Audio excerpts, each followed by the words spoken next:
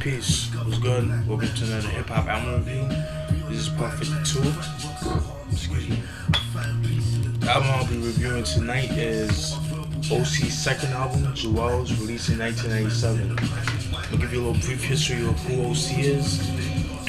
He's an MC from Brooklyn, New York, from the Bushwick area to be exact. He got his start back in the early 90s. He got put on by MC Search. His first appearance on Wax was on Organized Confusion's debut album, the self-titled album, Organized Confusion, off the song Fudge Pudge. And then a year later, he appeared on MC Search's single, Back to the Grill, but he appeared on the remix version.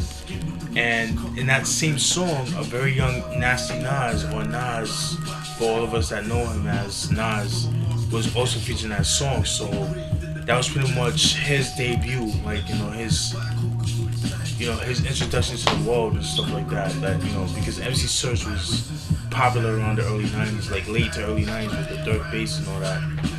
And then because of that song, it earned him a deal at Wild Pitch Records. And he signed to Wild Pitch Records back in 93 or 92 or 93. And in 94 he released a classic, in my opinion, classic but underrated album, Word Life, which I don't have in my collection. I know, shamefully so. At the time, like, for years the album's been hard to find, but it's not rare, but it's just like hard to find in stores. Some shit I would have to order off the internet, and I wasn't really doing it, buying shit on the internet like that at the time. Excuse me. And in '94, he released that album, World Life. And he had songs like, Born to Live, Time's Up, which was like his biggest single, like his breakthrough single. Is what really got him out there and stuff like that. And then throughout the 90s, he's done like appearances on other people's projects, done compilations and things of that nature.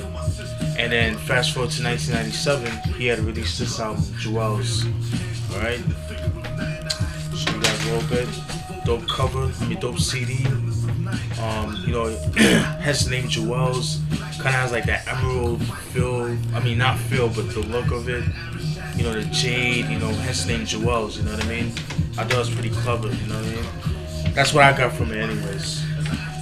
See a young OC, you see the background, the apartment background, give it that real New York feel to it, you know what I mean?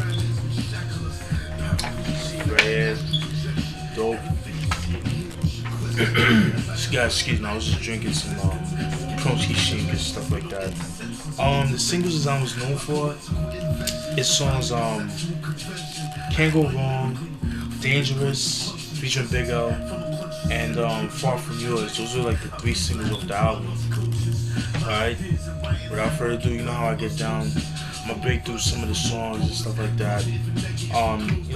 Got the first song, which is just like the intro, nothing to it, it's just the real intro. Second song, My Wolf, produced by DJ Premier. Pretty dope song. DJ Premier, you can never go wrong with his beats, you know what I mean?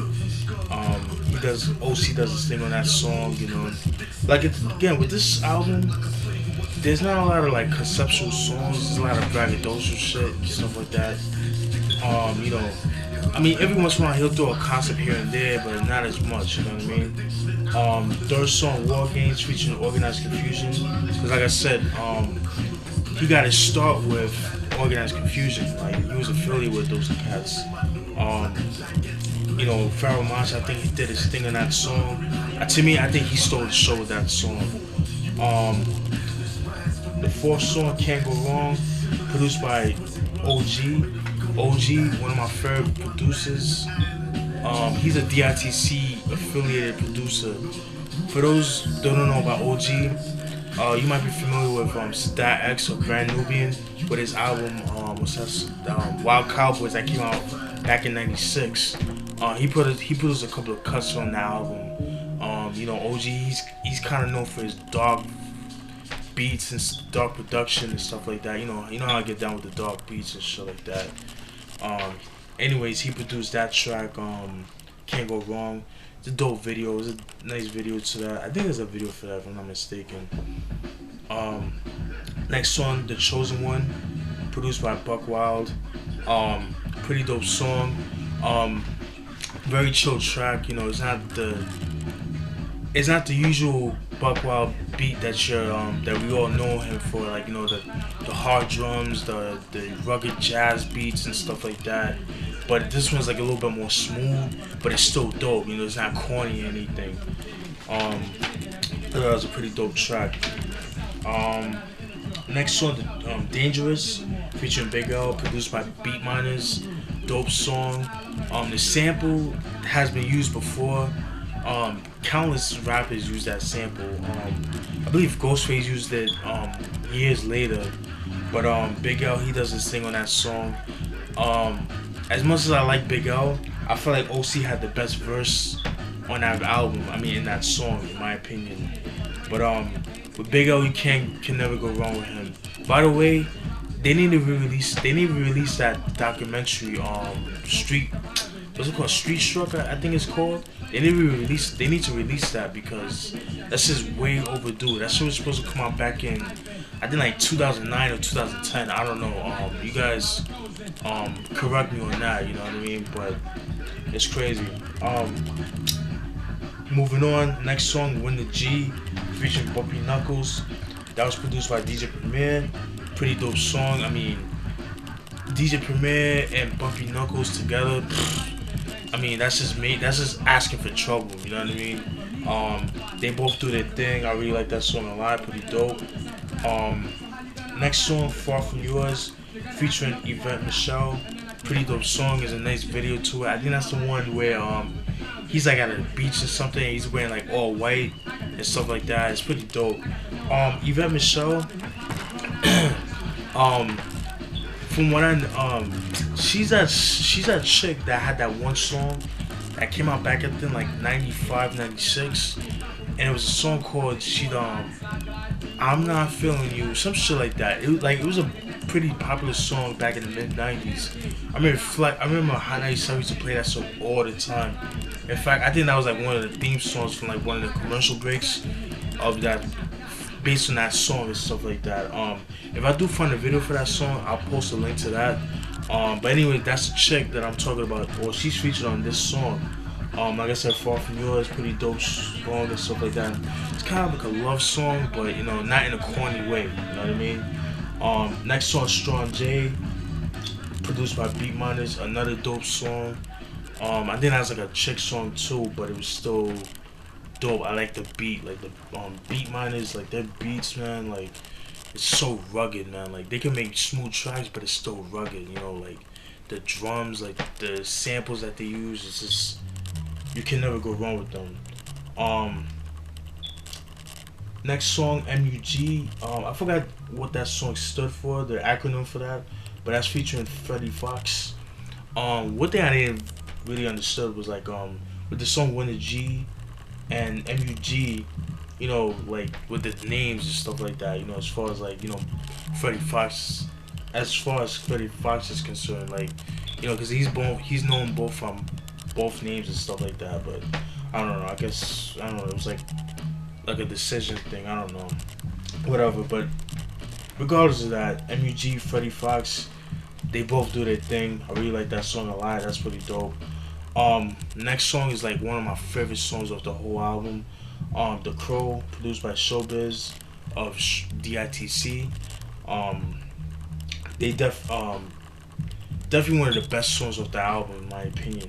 Like the beat is so bananas. Like the shit remind me of something that you would hear, like the sample at least. Like it kind of remind me of, for all my anime fans, you guys would know about this, but it kind of remind me of something you would hear from like, you know, Ghost in the Shell and stuff like that. You know, dope anime. If you guys haven't seen that, it came out back in like '95.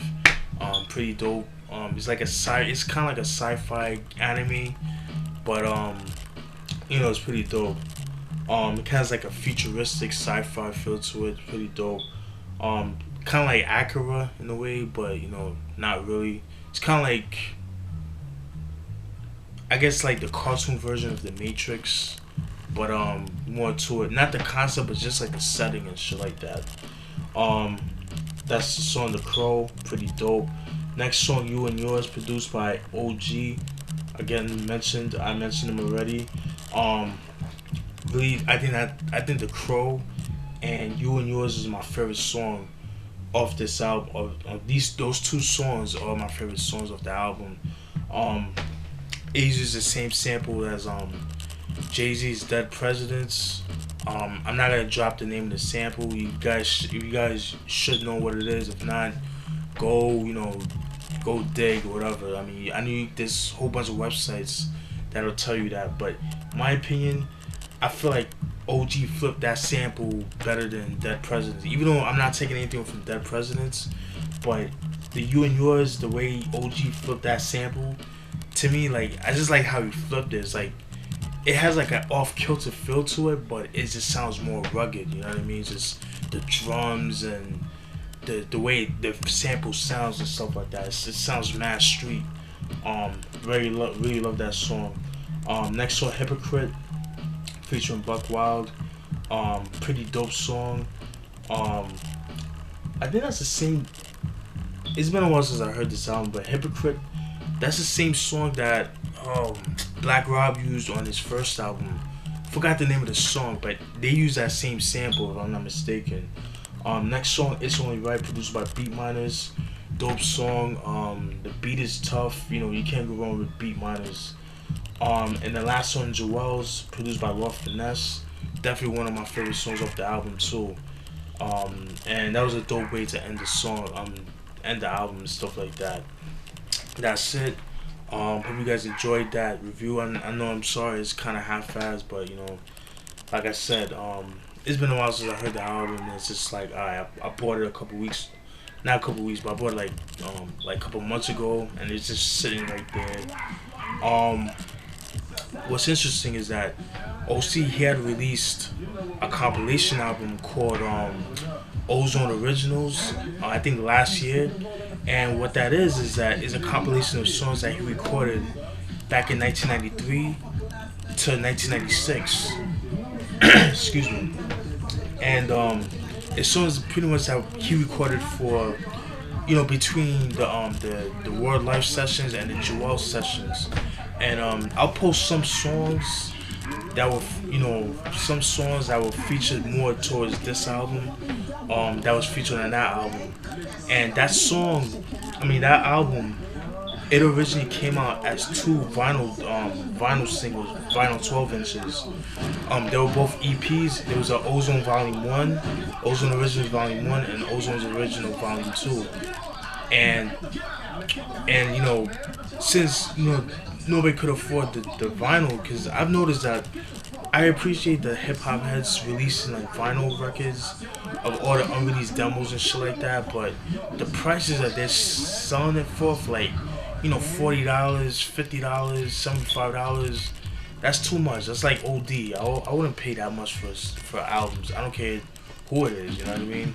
I'm all for value, you know what I mean? But anyways, I'll post some songs from that album and stuff like that.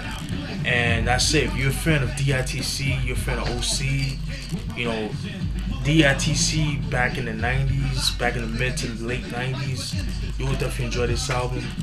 I'm in a constant debate which album I like better, World Life or Jewelz, you know what I mean? Because they're both equally ill. You know, I can't choose one, you know, it's just that ill. A lot of people that I know, a lot of people prefer Jewelz, you know what I mean? And I could understand that because of what they went through, you know, what they went through that time period and stuff like that. So I could respect that, you know. This album has like a little bit more subject matter than World Life. World Life had like more braggadocio. Well, it was kind of like, to me, World Life was kind of like Illmatic, but it was like more darker. It was like an introduction. It was like a more autobiography mixed in with, you know, ill stories that he said and stuff like that. When I get that album, I definitely will review that album. But that's it. Hope you guys enjoyed that review. Peace.